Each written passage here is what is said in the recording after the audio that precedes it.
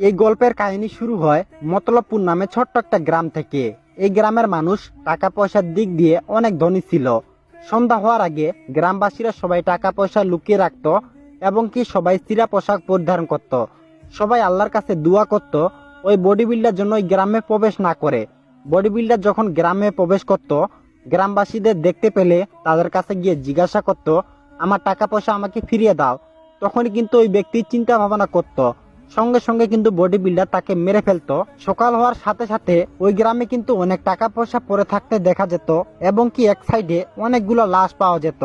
এটা দেখার পরে কিন্তু গ্রামবাসীরা অনেকে আতঙ্ক হয়ে যায়। বডি বিল্ডার প্রতি রাতে ওই গ্রামে যেত এবং কি গ্রামবাসীদের গিয়ে জিজ্ঞাসা করত, আমার টাকা পয়সা আমাকে ফিরিয়ে দাও। অনেকে ভয়ে টাকা পয়সা ফিরিয়ে দিত, কিন্তু বডি বিল্ডার সঙ্গে সঙ্গে তাকে মেরে ফেলতো। এদিকে রাইস্টার তার বন্ধুর সঙ্গে দেখা করার জন্য তার গ্রামে আসে। গ্রামে আসার পরে দেখতে পায় তার বন্ধুর যেখানে বাসা ছিল সেখানে কিন্তু আর বাসা নেই। রাইস্টার এটা দেখার পরে সে কিন্তু অনেক অবাক হয়ে যায় এবং কি গ্রামবাসীদের কাছে গিয়ে জিজ্ঞাসা করে, তোমরা কি আমার বন্ধুকে কোথাও দেখছো? গ্রামবাসীরা কিন্তু মারতে মারতে রাইস্টারকে এখান থেকে ভাগায় দেয়।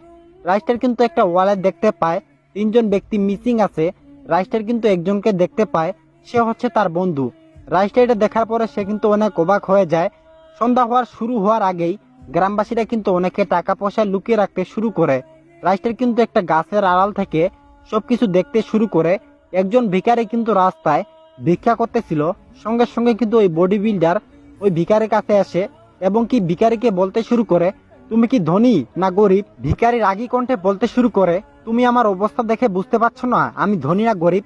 সঙ্গে সঙ্গে কিন্তু বডি বিল্ডার রেগে যায়। যখনই ভিখারিকে মারতে যাবে সঙ্গে সঙ্গে কিন্তু রাইস্টার গাছের আড়াল থেকে বডি বিল্ডারের সামনে এসে বলতে শুরু করে, তুমি কে? তুমি গ্রামবাসীদের মারতেছো কেন? এভাবে অত্যাচার করতেছো কেন? তখনই কিন্তু ওই বডি বিল্ডার বলতে শুরু করে, বন্ধু তুমি আমাকে চিনতে পারছো না?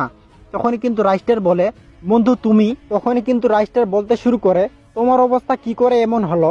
তোমরা যদি নেক্সট পার্ট চাও তাহলে এই ভিডিওতে লাইক করে অবশ্যই চ্যানেলটা সাবস্ক্রাইব করে দাও এবং কি 1000 কমেন্ট করো নেক্সট পার্টের জন্য।